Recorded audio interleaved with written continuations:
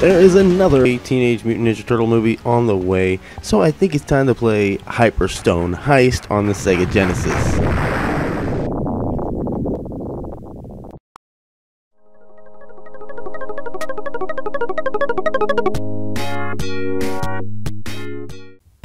I always loved playing the TMNT arcade machine at a local dollar movie theater where you could go see a cheap movie and then play a few good arcade games.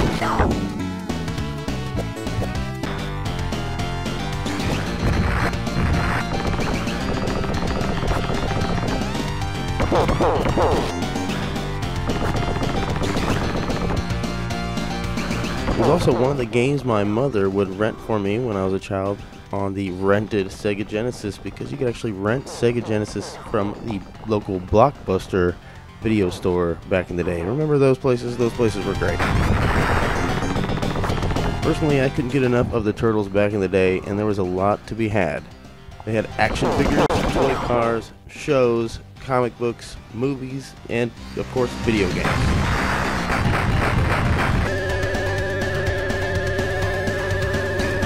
Hyperstone Heist was also released for the SNES under a different name with a few different features. It plays basically the same as the arcade game, which is awesome because I really loved, like I said, pumping my quarters into that machine before and after a good cheap movie. It's also not unlike its NES prequels, that again did a decent job of capturing the arcade at-home feel. That's probably because this game, like the others before it, were made by Konami. And if there's one thing Konami did well, it was arcade-style beat-em-ups. Controls for this game are easy to learn, but can be a bit harder to master, as it takes time to figure out all of the many special moves using jump, attack, and run buttons. It of course plays like many of the other great Konami beat-em-ups, but if for some reason you're not familiar with those games, then I can say it plays a lot like the Streets of Rage series. The graphics in this game are really well done. It encaptures the feel of the cartoon mainly, released around the same time, perfectly. Not only that, but it also plays to the fan of the movies and comic book at the time. Like during the continue screen, it has pictures of the 1990s movie Turtles instead of the cartoon. You can also change the color palette to match the comic book instead of the television series, which is pretty darn cool. It doesn't do a whole lot, but it's a welcome feature that I love to play with. The sound of the game is a little hit and miss. The music is beyond fantastic and has a very surfy Teenage Mutant Ninja Turtle feel to it the whole time you're playing, which is awesome.